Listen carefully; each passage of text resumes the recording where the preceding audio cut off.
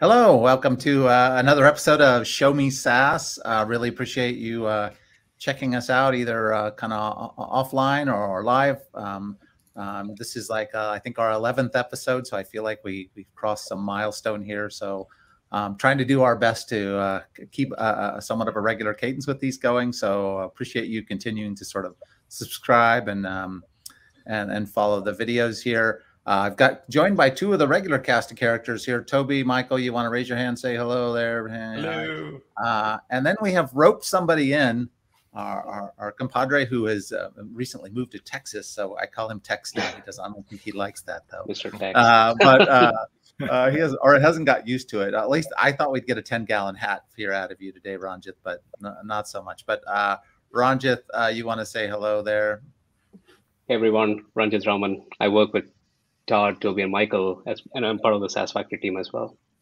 Awesome, cool. And Ranjit has been working across all kinds of different things SaaS, but he's also spent an awful lot of time working in the container space and in EKS. And he and Toby produced some content around a reference architecture for EKS and so on. And then Ranjit has been poking at a lot of sort of the interesting bits around containers and ways that we can use different mechanisms around in the container sort of stack, if you will, to build more interesting solutions for multi-tenant environments. So we roped him in today to really focus in on specifically service mesh, and we'll get into what service mesh is and everything else. But really, what we want to look at is service mesh gives us this way to sort of look at ingress, egress, and put all these new constructs inside of our Kubernetes or container-based environments. I'm going to say Kubernetes because a lot here, but substitute containers as well. It's just because whenever I talk to Toby and Ranjit, it seems like we're talking about Kubernetes, but these same container constructs apply to ECS and to other container stacks as well. So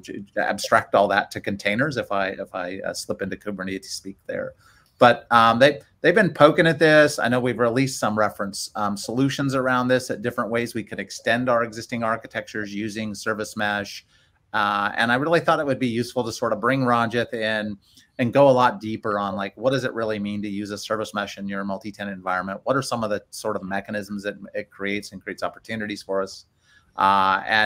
And just kind of wander into that space. And then ideally, maybe we'll point you at some content that's coming if we can, I don't know, Ranjit, if you have some links there that we can drop into the chat or anything around some of the bit that's been published here around this as well. But I kind of want to start at the outer level before we kind of get into the weeds of what it is, because I assume people joining this may not have worked with containers before, or they may not have specifically worked with a service mesh before. So I kind of want to just start with like, what is a service mesh? What's its role in the container sort of universe without getting into like what it does for multi-tenant environments at first. So I'm going to put you on the hot seat multiple times here today. And maybe Ranjit, you can just start us off by explaining kind of the role the service mesh plays in the container universe. Yeah, absolutely, Todd. So service mesh, it is a dedicated infrastructure layer that you can add to your applications, right? So if you're running containerized workloads, so service mesh provides capabilities like observability and traffic routing and traffic splitting and rate limiting. But before we get into those, I mean, I want to provide a little bit of like background and context on where you would apply a service mesh or when you would use it, right? So let's say you're building a modern application today, right? So you're going to start having some kind of a microservice or a collection of distributed microservices, right? And so you start with a few, and then it grows into tens and sometimes even hundreds. So what happens is at some point it becomes really hard to manage all those microservices, right? So I mean, and what people end up doing is they start writing code, and they embed, the code that handles things like traffic routing and rate limiting and security between the exchange between microservices gets embedded as part of your microservice or your application code. And it becomes really hard. It becomes even more challenging, right? So that's where the service mesh comes in.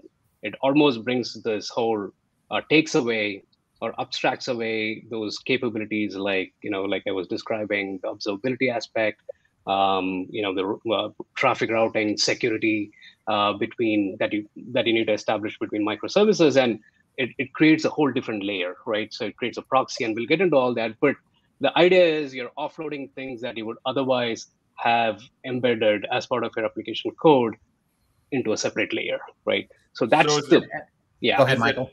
Is it always for, and this is me just being a dumb guy, right? Is it always for microservices applications? Would there be, is there a use outside of that?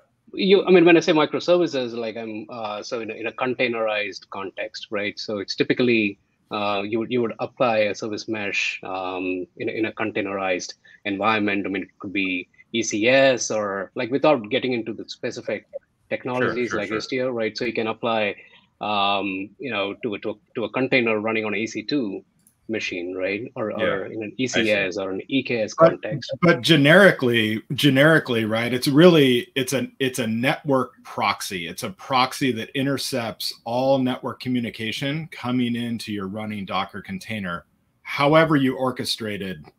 Well, is it though? Is it that, or is that the, like, because I feel like that's a sidecar definition, right? And then service mesh takes that one level up. And I could be wrong here, Michael, so we could arm wrestle about this later.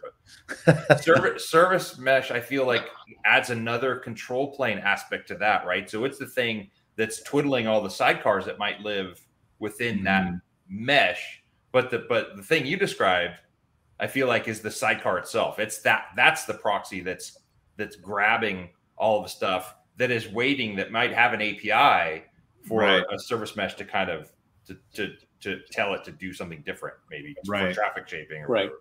And it uses, but the mesh is built on sidecar technology, which I know we're gonna get into. But I guess the point was, to answer your question, Toby, is I don't think it has necessarily to do with microservices. I think that the challenges of these big microservices deployments, like Ranjit was talking about, sort of birthed the need for the solution. But if you've got more than one container running that together create whatever your solution is for your business domain, you might be able to take advantage of this. It doesn't have to necessally be quote unquote microservices, however it is you define that. Yeah, and got it. So I guess visually thought of the mesh as this sort of fabric inside my container environment that is sort of sitting at a layer in the network activity that lets me sort of intercept, work and control traffic between microservices, inbound to the cluster, whatever it is that's going on. It's sort of a layer at which I can write my own sort of custom behaviors independent from what's going on inside of the actual containers themselves and the pods that are running. I don't know if that's is that a fair way to think about it, Ranjit? No, I think so. Yeah. So it is definitely, going back to what Michael was talking about, the central component of a service mesh is definitely the proxy, right? So the proxy that sits alongside your application, so if you're talking about Kubernetes, right? So you would have a pod, and then you would have your application. So the proxy is sitting next to your application, and it is looking at all the traffic. It's intercepting any traffic that comes into the pod and that goes outside the pod. And the idea is that proxy has visibility into anything that comes in and goes out, right? So you're able to, measure things like the response times, and you can pretty much collect a whole bunch of metrics out of that proxy, right? And that's something that's pretty unique to the container space, right? Because if you think of the pod architecture, the pod being, the analog was a pod of whales, let's say, right? So the pod architecture being the front door for communications with what's in it. Typically that's one container, but it could be many containers, but they all share the same networking. They could all talk to each other on localhost, which I don't know. Is there an analog to that on EC2? I guess so, right? You have different processes all listening on different ports. Sure. Yeah. And that's how like Unix sockets work, right? Sure. You don't want the overhead, right? But under the covers, right? The loopback is just a file pipe, But yeah, and the same, and again, this isn't Kubernetes as much as it is containers, right? Yep, for sure. Kubernetes is a way to orchestrate the deployment and management of a whole bunch of containers, just like, you know, Docker Compose and container, you know, but this, you know, we could throw up a little Rosetta Stone for anybody who's interested of, you know, when we say tomato, call it tomato over in ECS, you know, Elastic Container Service on AWS if you want to. So, for sure.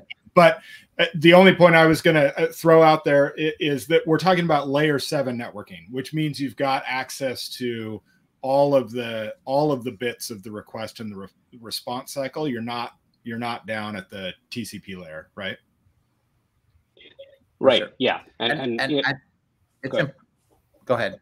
I was going to just say, one of the things I know I struggled with, just because I might be a little pedantic about the words here, was when I started sort of learning a little bit about this space, and I confess to still sort of getting my head around it, but I would hear people say a service mesh, the service mesh, like what is it? So for me, the term service mesh, as I understand it, is kind of a global abstraction of this concept. And then there are different entities that implement a service mesh, Istio as the one like that I think we're going to focus on here, but there are multiple implementations of the service mesh concept. Is that right?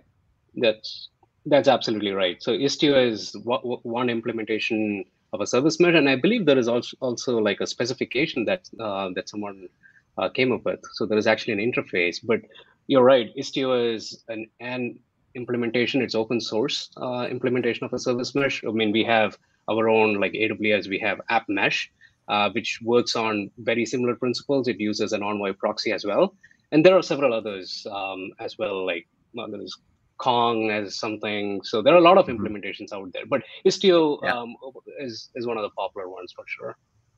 And I threw this slide up that was from Istio that I know you'd grabbed here. I don't know if there's anything more to say about it. Maybe we covered these concepts, but this is kind of a conceptual view of Istio. Are there any bits in here that you wanted to speak to at all, Ranjith, or do you think we covered it?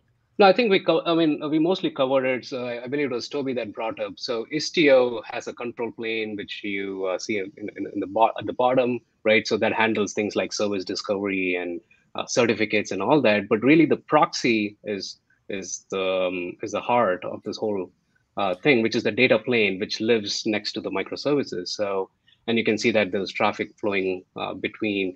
And I mean, since you have the green arrows in the architecture, right? So we are talking about east-west traffic, right? So the traffic that flows between microservices is what the proxy intercepts and provides visibility into. So I think you would pair this with another technique to do the north-south traffic. So we might use, okay. You might. Totally right. So you could have an API gateway on top of this, or the network load balancer that acts like an entry into your architecture. But so you would have something else for the north-south traffic. Yeah. And so to me, and just to get our terminology, because I think we're gonna wrestle with terminology all across this discussion, but the proxy and sidecar in this diagram, to me at least, would be equivalent, would they not? Or is that not fair? No, that is fair. So a proxy is really a sidecar. So inside, so if you're talking Kubernetes or EKS, right? So you have a pod, which is a unit of isolation, and inside a pod you could have one or more containers, right? So one of the containers could be your service, your like, let's say, account service or product service, and the proxy is a sidecar. Which is, again, a container that is sitting adjacent or next to the service, right? But you could say that you could use the term sidecar outside the context of a mesh. Like you don't need a mesh to implement a sidecar, right? So you could have a sidecar that does things like, okay, STS lookup for credentials, right? I mean, it's I don't know, a little bit of semantics. Logging is probably is a great example. Most common use of a sidecar, right? So you hear about the FireLens sidecar or the Fluent Bit sidecar, and those are small little containers that run alongside your main container, and they communicate to each other over the local network interface. And so they're kind of monolithically combined together on the network interface of the main container. And technically, unless you figure out how to let it happen, container B can't talk to the proxy in your diagram here, the sidecar of service A. Right. So the sidecars are like, they're an extension of your kind of main container, if you will. Parasites. Yes. Yeah. Right. Yeah. Right. Yeah. And I actually was symbiotic. Right. I was actually thinking about what the life cycle of development looks like therefore. So for example, if I'm the team that owns a particular microservice, right? And does that microservice define the role of the sidecar it uses, and that becomes the part of the DevOps sort of deployment footprint of that microservice? Or is there no, you deploy the microservice and it runs in whatever, and runs and gets deployed in a classic sort of container technology, and how the sidecar got there, how it got provisioned, how it got configured happened as more as part of your infrastructure configuration or something. It feels like they would be connected though. I think it's a second, right? Like that's what gives rise to like platform engineers and stuff like that. And I agree. Yeah. That if you go old school, right? It's like saying, well, I'm going to run my web server, whatever it is, Apache, Nginx, whatever, and I'm going to run my app on it. But DevOps, right? Operations has decided on syslog. That our company is going to run syslog to collect all of our audit and debug logging, and that's an infrastructure level thing that's set up when you ask DevOps to provision you a computer to run your software on that happens to run under a web server. Right? So it's a little bit of this, and now what's interesting is now we're starting to use some of these technologies for things that have to do with the application, right? They're not just logging. They're not these exactly. Independent things. Yep. Now we're talking about security inside of the application, or rate limiting that has to do with how customers are interacting with it. And you're really blurring these lines now that didn't used to be there. Yeah, which is why I think if you look at like SREs and platform engineers, those guys are just as capable, if not more so, than like the traditional, back-end developer, let's say. Like you're starting to see DevOps. The lines have blurred.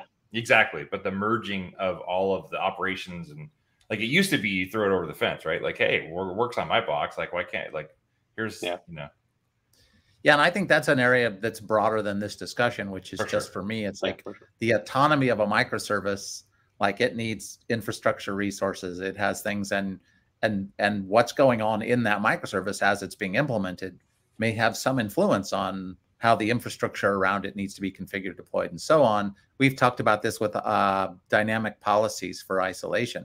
Should the microservice own those dynamic policies and be deploying them? So, because it seems like they're at the scope of the microservice, but is it natural for that to be part of the deployment? I'm personally sort of leaning towards trying to push that stuff to microservices, but I see good arguments for not doing that as well. I don't know.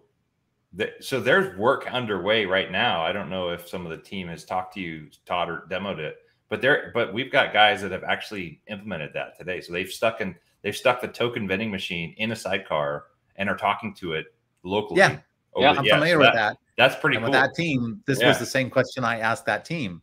Yeah. What's the developer experience here? Are they managing that, or right? Like, you're none the wiser, right? Like it just kind of falls out of the sky. I think of it almost like aspect-oriented programming, right? Like it used to be, you put a little @ symbol or whatever on top of your method, and all of a sudden you get logging, right? Like it just kind of it's provided for you. Now, we may have stepped all over this slide already. Maybe we did, maybe we didn't. But Ranjith, anything? I know you put this slide together kind of as a like, what are the components of a mesh? Can we hit on these already, or is there something you want to look at here? No, so some of this we talked about it already, right? So Istio has a control plane. That's what you see down below. Pilots, like we won't get into those really, but what we can focus on is what you see on the top left is the Istio Ingress gateway, right? So the gateway is what that receives the incoming request from the external traffic into the cluster. So that, to my point earlier, is the north-south bit, right? Yeah, so that would be the north-south bit. I mean, you could have something like an API gateway or a load balancer, which typically that's how people would implement it. So, but to Istio, the entry point is really through the Ingress gateway, right? And then and I'm sure we'll cover this in the next slides or subsequent slides. We talk about a namespace per tenant model. So if you have a namespace for a tenant, you would have microservices like what you see there, right? So product details and reviews. We'll get into how the whole interaction between the Istio Ingress gateway and the services happens in the next slides. But in terms of a configuration, like what you see on the right is you would, like, let's say you have a namespace called cluster1 tenant A namespace, right? So you would basically define that as part of a gateway configuration and say, hey, there is a namespace that wants to attach itself to the gateway. So here it is. Here's the name of that gateway, right? Or the namespace. You could use a wildcard there, like it would apply to all the namespaces. But if you want to have tighter control, you would just go define. And just for clarity of like the big kind of Lego pieces moving here, right? So the gateway namespace is a container that is running on compute that you have provisioned in your EKS cluster, correct? That's right. So when you is the control plane that is also, and so when you and I think thanks for pointing that out. So when you install Istio, right? So Istio deploys a bunch of pods, right? So the control plane, it's a pod running as part of your cluster in its own namespace, right? And then you have the gateway, and all of these are just workloads of pods running as part of EKS cluster that is ready to receive traffic from wherever the traffic is coming. So yeah, well, you're right, Michael. So is that different than AWS App Mesh, where App Mesh would be this managed service running outside of your compute cluster, and your containers talk across the AWS backbone to that managed control plane? Yeah, so I think there's definitely a difference between App Mesh and Istio. So App Mesh is a managed service mesh offering from AWS. So there are a lot of things that happens behind the scenes, right? So you wouldn't see these things like if it's when you deploy Istio, things like the control plane and the Istio Ingress gateway are pods. So your team has to manage those, right? In the case of App Mesh, we do it, like AWS does it. So it's behind the scenes.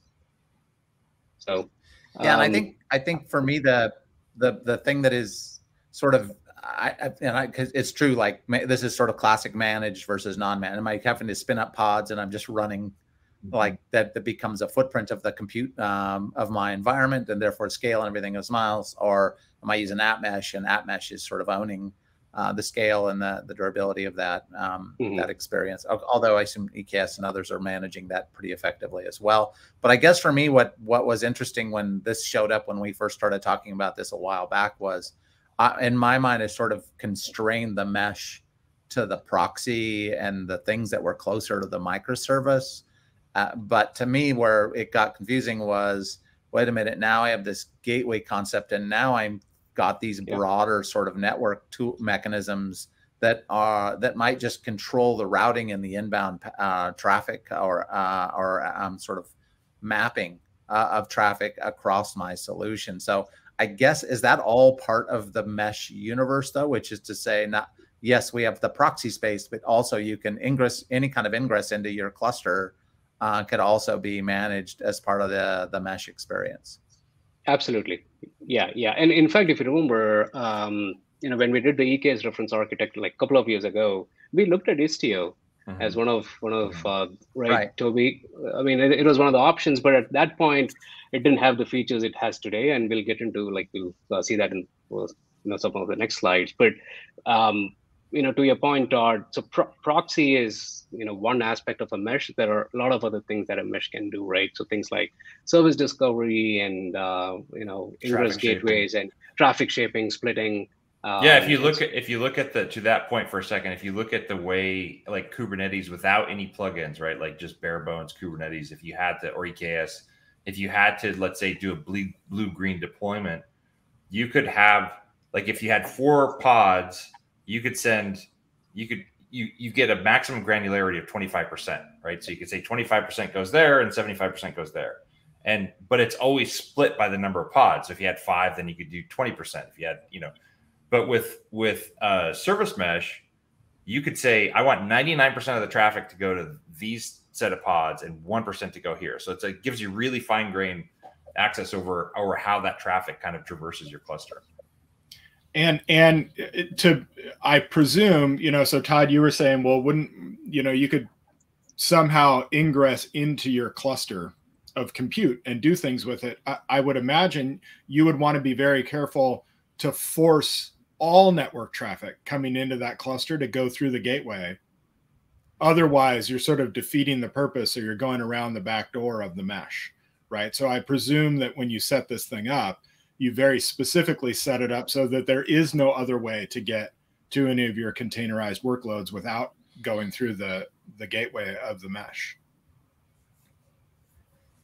Yeah, I don't know if that seems like a reasonable policy here, right? Because it seems like if I've bitten off the mesh sort of story and said mesh is going to be a big part of my solution, then I would think that any inbound traffic into my cluster would want to have policies and strategies attached to it that were managed by the gateway, right?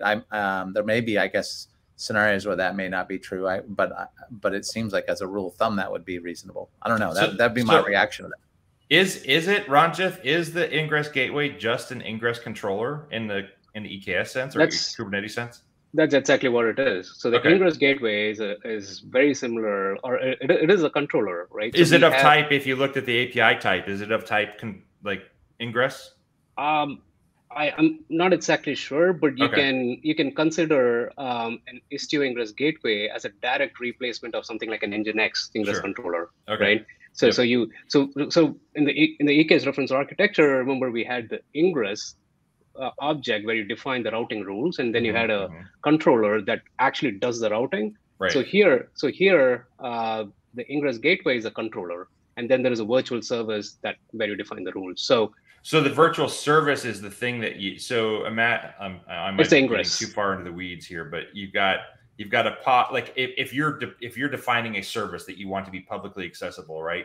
And in the reference architecture, each of our template files that were those services included the deployment, which of course said what pod to pull. It included the service, which basically said how do you expose it. And then last thing is it included an Ingress resource, which was the thing that the Ingress controller watched to map its external map to how to get to where it belonged in the cluster. So if we were to kind of take those 3 objects and kind of put them side by side with Istio, we'd still have the deployment, we'd still have a service, but now there'd be like a virtual service. There would be a virtual service. You're right. So the virtual service replaces the Ingress that you define in a non-service mesh world, right? And I believe we have a slide where we have a virtual service that shows some routing. Yeah, we'll show that. Yeah. Okay. Got it. So I think it's clear that we spent the first half of this broadcast on just what the heck is service mesh and where's the SaaS stuff? There's no SaaS stuff so far, right? And I really then want to say, great, we've got all these tools, but what are the kind of SaaS problems that they can help me solve, right? And so I know one of the areas that, and we're going to look across a range of these. One of these areas is that we saw that this gateway could help with a routing. So, and by the way, you're going to see across these examples, namespace as a unit of sort of isolation here, and we're doing a namespace per tenant.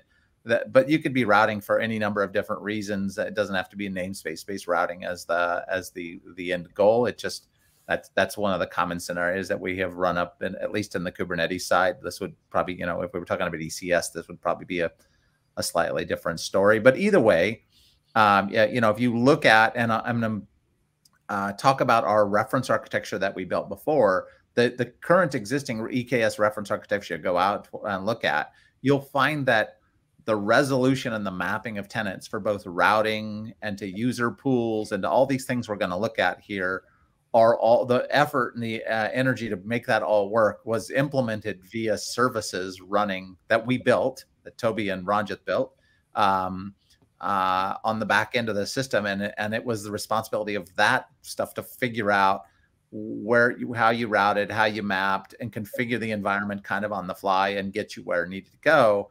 And the work that Ranjit has done more recently has said, yeah, now let's look at how a service mesh could be plugged into that and maybe move that responsibility out of our own services and out to the service mesh. And routing was one of those areas. So I don't know, Ranjit, if you kind of want to walk through what we're looking at here, that would be helpful.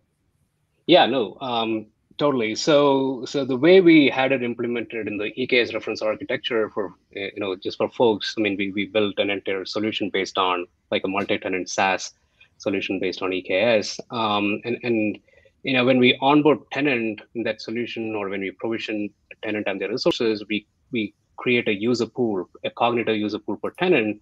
And we had to take an approach because each tenant gets their own user pool. So there was a slight difficulty in mapping. So the client wouldn't know which user pool to route the request to, right? So we had to have a DynamoDB table and have a tenant and a user mapping, user pool mapping.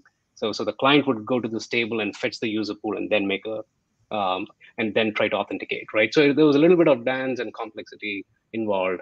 So here, we don't have to do any of that, right? So we offload all of those to an Istio Ingress gateway, and we're going to see some more components in the subsequent slide where we can, attach something like an OIDC proxy to an Ingress gateway, right? So which lets you, which helps you circumvent that whole thing that we had to do with the reference architecture. But even if I didn't do like user pools and I didn't have that whole OIDC problem, we'll definitely get into that. If I just had some other like authentication mechanism and that was all, shared user pool, like for all tenants or anything, my impression was I would still use the gateway here to resolve the mapping of, say, a subdomain to a particular namespace, right? Is that fair or no? That's fair. I mean, I think if you just forward, like move one slide up, I think we might have something where we can you mean forward. Maybe the next slide where we have the whole. Yeah. So this one, right? So if you see here, so let's assume there is a tenant that's sending a request and it goes through a network load balancer, and then there is an Ingress gateway. So the Ingress gateway talks to an Envoy proxy, right? So the Envoy proxy has a mapping as a configuration that says, okay, so if a request comes from tenant A and from their domain, so let's assume the domain is tenanta.sas.com, right? So there is a mapping in Envoy proxy to route that request to the right. So it's looking as a pool. It's looking at origin headers or host headers or something like that. It's looking at the host headers, and it would route that request to the OIDC proxy that we provision specific for that tenant. And then the OIDC proxy goes to the right user pool, right? Got it. So that's so you've replaced your DynamoDB lookup table with a configuration file in the Envoy proxy container. Well, and on top of that, process.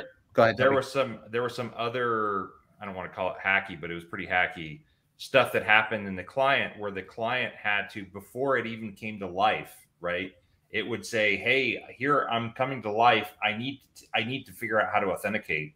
And there was this little bootstrap function that would go and call just some open endpoint to say, give me my API configuration. And that open endpoint would look at calling the origin header of that app that was running on the user's browser and say, oh, you're tenant one looking for your configuration. Let me go look it up in DynamoDB. Oh, here it is. And then the client would authenticate it or figure out how from that point on. Yeah, and during onboarding, I'm assuming here, like every new tenant comes on, and essentially you're provisioning another proxy and you're updating the configuration of the Envoy proxy to handle the routing of it to another user pool for a tenant. And that all happens during the onboarding of a tenant, right? That's exactly right. So when we onboard a new tenant, we would create their own dedicated proxy, and so you could make the argument that, okay, we are creating too many proxies, right? So it gives you that a siloed kind of a deployment model, but you could also create a single proxy and have multiple tenants, routed through that proxy, right? But in this model, so the way we have it set up, you would create a dedicated OIDC proxy and a user pool for every single tenant that you onboard. Right. Yeah. So go ahead, Todd. No, go ahead. No, so that to me that means, hey, when I come in and I auth, the gateway detects somehow that I'm not authed right now. So if I make a request of some kind, it'll detect that I'm not, and it'll reroute me through the proxy, and it'll send me through some OAuth flow through Cognito to get me authenticated. And then subsequent requests after that, the Ingress gateway will essentially know, oh, you're authed until it expires. You're authed here.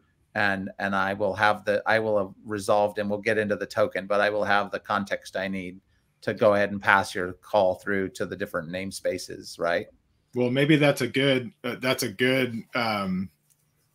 specific question, which is the second time I come in and I have that bearer token in my HTTP headers, does the Istio gateway have to go through the OIDC proxy to talk to the identity provider to validate, or does it cache like the JOT well-known keys? Does it make sure it's not expired, that the audience is correct, that it matches the client ID, that, blah, blah, blah, blah, blah. Like, where does the token verification happen after you've authed? Yeah, so that happens inside the OIDC proxy. So the OIDC proxy would cache the JOT tokens, right? So let's say a tenant comes in for the first time, goes through the gateway and to the OIDC proxy, right? And the proxy is going to check if there is some kind of a session cookie, and if there is no session cookie, it's going to throw a hosted UI, the Cognito hosted UI, asking the user to sign in, right? And when the user signs in, there is a session cookie that gets created, and there is and the OIDC proxy receives that cookie, and it's going to ask Cognito, hey, this is a cookie that came in, give me a JOT token, right? And it caches that token for, and any subsequent request that comes from the tenant, the proxy would not make a call to Cognito. It just gets the cache token or returns the cache token. So it's that whole flow. I mean, it looks like there are multiple components, but we have made it a little bit easier than what we have today in the EKS reference architecture. How does token validation happen here, though? Like, where in this process? Like, I get my first token issued to me. It's cached. I get that that's there.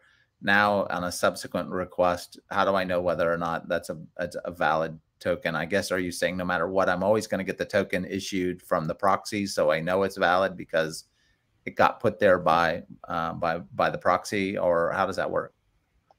So the proxy has a handle to the Cognito user pool. So when you create a user pool and associate that with an OIDC proxy, you create a client ID and a client secret, right? And OIDC proxy has that information. And I think maybe it's in one of the slides that we have, Todd. And that's how the proxy knows that when a token comes in. And remember, this is a dedicated. So for tenant A, has its own proxy, right? So it knows this is a user pool that I have to forward this request, and it has the secrets, the client ID and the client secret, to make that exchange, make that communication, and validate the token. Yeah.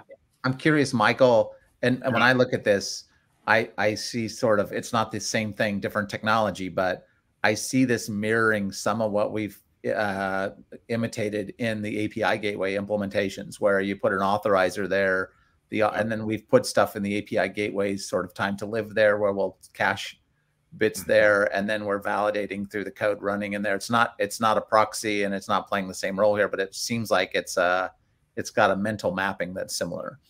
Yeah, no, I think API gateway is the OIDC proxy. Yeah. Right. It and you can either implement that easy squeezy with a checkbox in the console to say link this API gateway resource to a Cognito user pool, and then on the back end, AWS takes care of all this communication, or you do it yourself in a Lambda authorizer. And then in the Lambda authorizer, you got to figure out, cool, who's my issuer, which user pool do I need to interact with? I've got my JOT token. Now I've got to go pull the well-known keys, validate that. Now the good news is with API Gateway is once you've done that dance once, right, then API Gateway caches that for you. And the next time a request comes in with that the exact same string value in the authorization header, it just looks to see whether that exists in the cache. And if it does, then it doesn't do the dance out to the rest of the world. It just lets you through until your cache expires, and then it goes through again. But we're way in the weeds here. But Ranjith, you kept talking about a cookie, not a bearer token. Does this mean that? Right.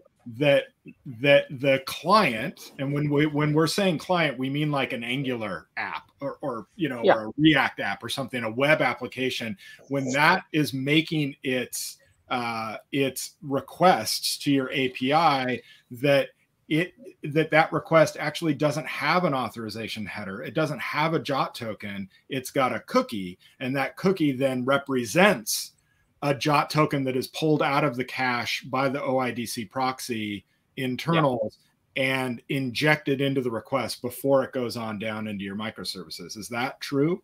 That is exactly how that works. And I think, so this slides, perfectly depicts that whole flow, right? So you have the tenant browser that sends that cookie. It goes to the gateway through the proxy, and OIDC proxy is going to say, okay, I received this cookie, and it has if it's a valid cookie, it would exchange with the JOT token, and the JOT token, so it's a better token that flows to your downstream microservices. Yeah. So what's the security story here then, right? Because part of the point of the JOT token was that it was cryptographically signed, and you could guarantee there was no man-in-the-middle attack. And now we're using cookies to represent sort of our security session. Are they similar in scope in terms of security?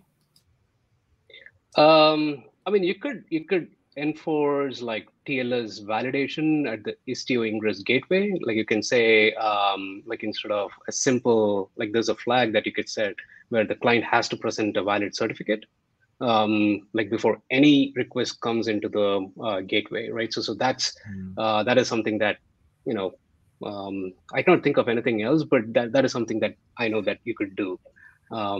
Enforce a strict TLS communication between the client and the services. That is interesting, and then that is a fundamental difference here than a lot of things we do, right? Because a lot of what we do is we auth you, we get the signed JOT token, and the token flows into the rest of the experience, and that's sort of the guarantee of security of that entire experience. Whereas here, you're saying the gateway is going to issue and resolve the token after you've entered the environment, and from the outside in, nothing sees that bearer token. So I would say it's more secure, right? I mean, it's the outside world doesn't see a bearer token. So the token is between the OIDC proxy, which is where it is cached. And the first time, obviously, when the request comes in, there's only the cookie, right? And the proxy, what it does is it exchanges the cookie with the token from Cognito, right? And then it caches and passes that token to the downstream services. Does it handle refresh tokens too? I have to check, but I'm pretty sure it does. Or I guess it might even be transparent, right? If it didn't have it, if it said, nope, sorry, it would probably, it seems like the OIDC proxy the OIDC proxy would have to handle some notion of time to live or something on that token, right? It would have to restart the OAuth flow, right? Timeout, yeah. So you might just like halfway through your session be redirected to log in again or something. Yeah. So was there anything in the code here, or the configuration? I shouldn't say code, that these configurations that you wanted to highlight, or did we kind of cover all this already? I think we, so what we are saying here is down below, there is an extension provider, and we are saying the provider is an Envoy reverse proxy that we attach to the gateway. And then further to the right, there's an authorization policy that you apply to the gateway, where we say, okay, now, always, if you get a request from tenanta.example.com, which is the host, like route that request to the provider, that is the extension provider, the Envoy reverse proxy that we have defined. I mean, it's just linking the gateway with the provider. So it's pretty much that. Is there a sort of a high availability or resiliency sort of story here from a DevOps perspective during tenant onboarding? Because you're kind of, if I understand this correctly, you're pooling your Envoy proxies and your OIDC proxy containers on the same node, right? Yeah. So the same compute, right, is running all of these OIDC proxy containers per tenant.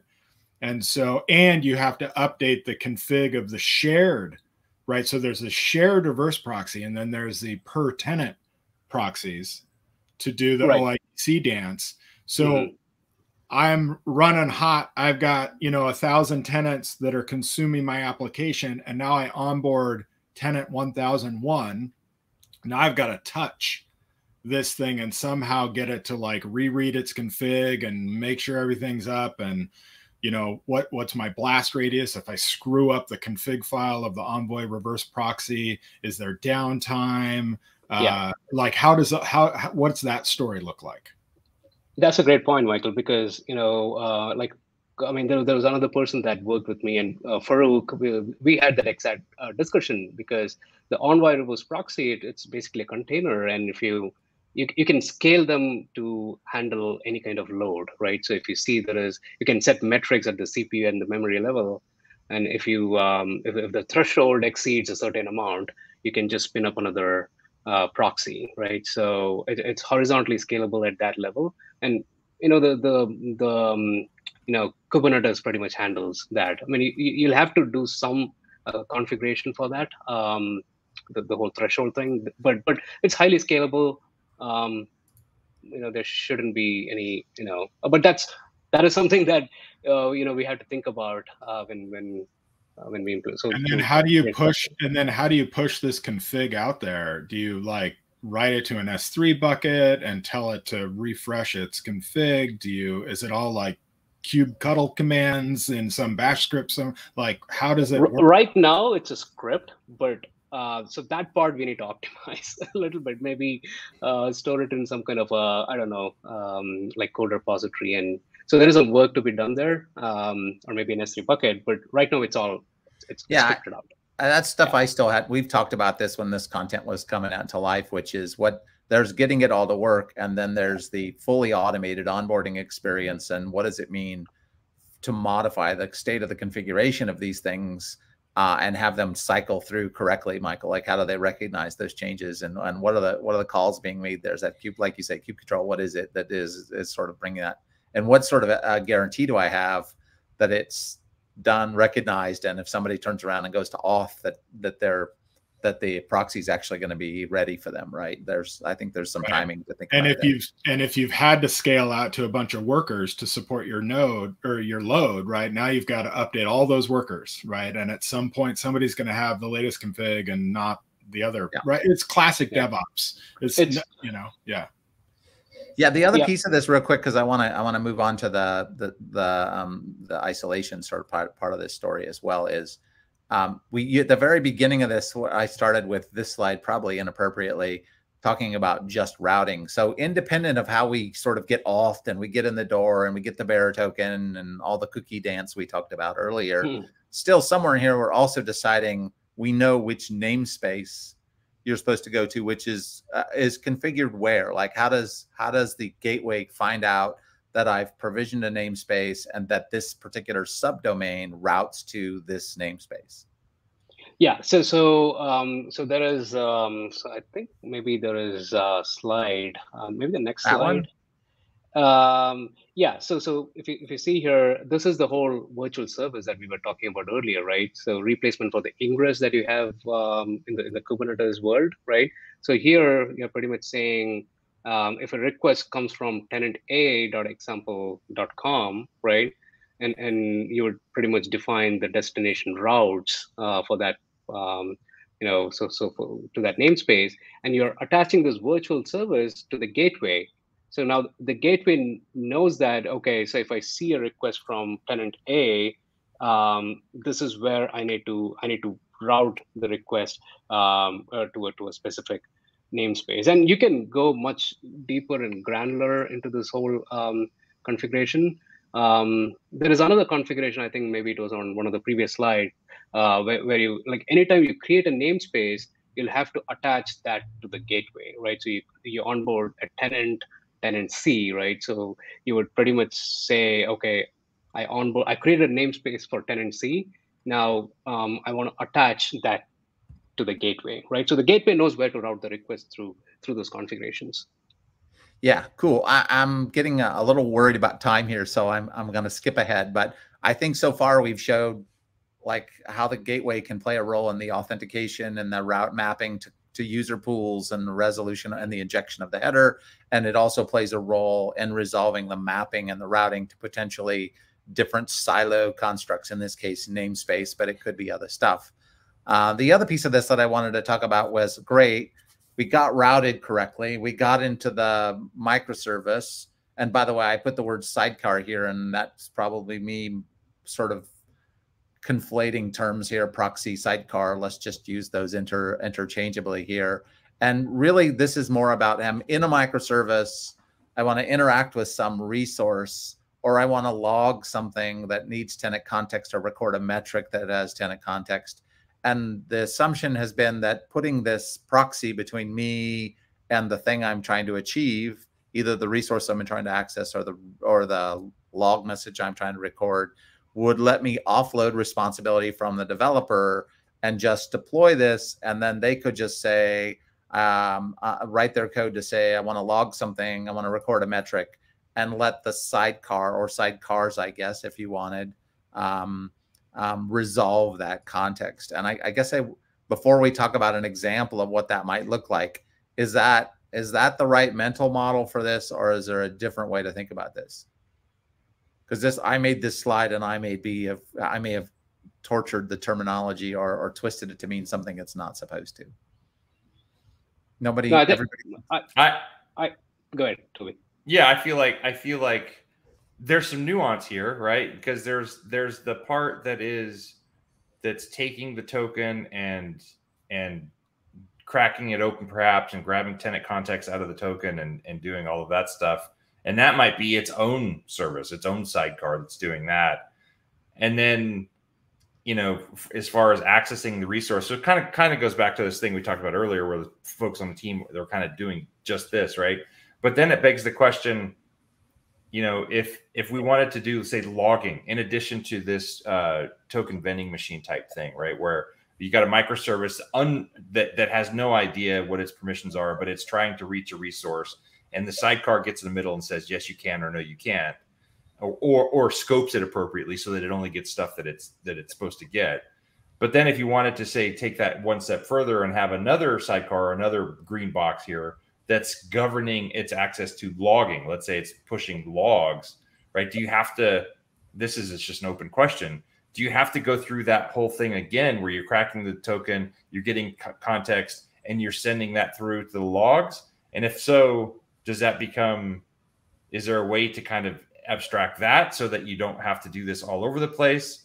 It feels like you might get this hotspot type, or this, like, if you're doing that all over the place, like, is that an expensive operation? Does this start to become a diminishing return? That's the part I'm not sure on. Well, one of my questions with this pattern is,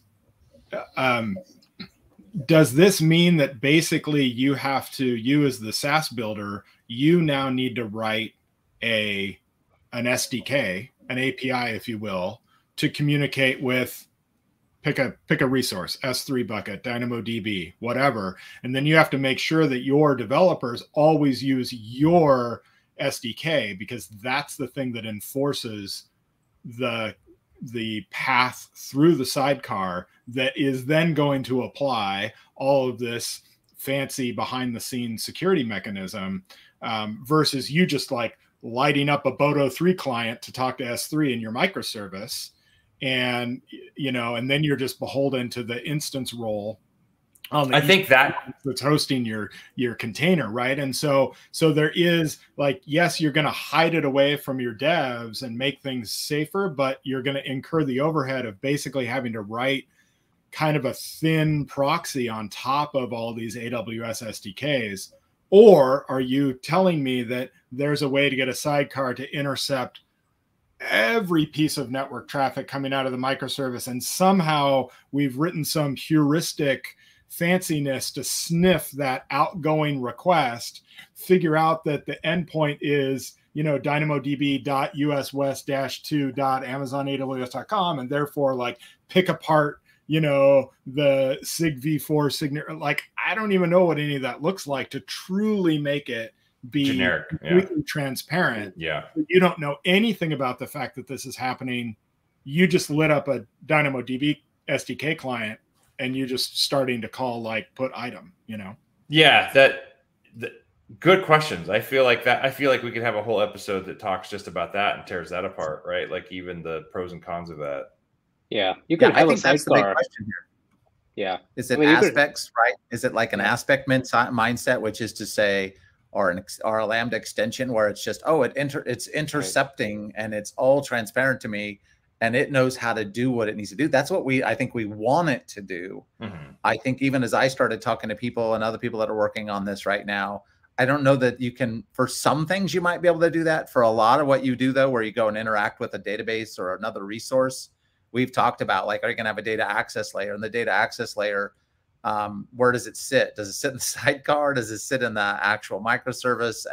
But something's going to have the intelligence, the context of, I'm processing this request and I now know how to go get the credentials with the token vending machine or whatever and inject them into this request. And I don't think it's as simple as just like put a sidecar there and you're all good, right? And maybe you've simplified the developer experience, but you've increased overhead on your security reviews, right? Somebody needs to check that commit and make sure nobody's lighting up their own AWS SDK clients anywhere, because all these sidecars, all these containers, they're all running at some point on the same EC2 host, which means they're all running under the same IAM permission. So at some point, you know, you gotta enforce going through your own security architecture. Well, and we even talked about scenarios, and I'm going to concede, hopefully, I don't know if you guys have extra time, but we might run a couple minutes over if you, but if the resource I'm trying to access is siloed or pooled is also another equation in this, because now who's resolving which resource I'm going to if it's per tenant, right? Like that would be nice for the sidecar to resolve that if it could.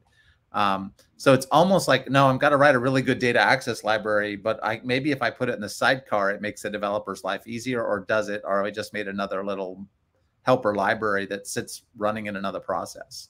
Yeah. That's the open question to me. Totally. Yeah. Are you just moving? Are you moving the problem around, right? Yeah, exactly. But let's sort of know that we didn't resolve that, and know that probably is a much more challenging and require a lot more time. Maybe that's a whole episode on its own to come back to.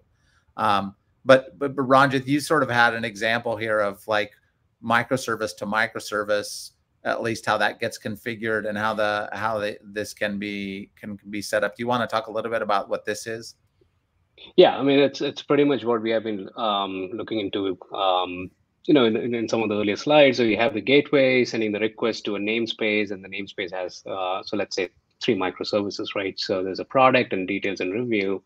And in this case, what we're doing is like assigning specific labels for the product service. We're saying front end and then back end label to a couple of back end services. And there's a reason why we do this. And you know, just like in any SaaS solution, isolation is sort of forefront, right? So it's central to anytime you're building a SaaS application, you have to make sure tenant isolation is in place. So, and if you just move forward to the next slide, I think so we have, so essentially like what you would be doing is we're applying some configurations, or Istio lets you apply these configurations. So what you see on the left is, we are saying, if match any pod that has a label front end, right? So apply this request authentication so that that particular pod, or the proxy running next to that service always validates the token that's coming into that's part of the request, right? So you can think of it as like, if you don't do it this way, you would have to have something as part of your microservice, as part of your code to validate the token, right? So this is moving that away to the infrastructure layer, to Istio layer, and the sidecar does this for you, right? And then to the right, you have the authorization policy, which is essentially saying allow traffic to come to the front end pod, or any pod that's labeled as front end, only from the Istio Ingress gateway, right? So down below, you can see that the principal is a Istio Ingress gateway service account. So this pretty much restricts that communication. So the front end pod can only receive requests or traffic from the gateway and not from anywhere else, right?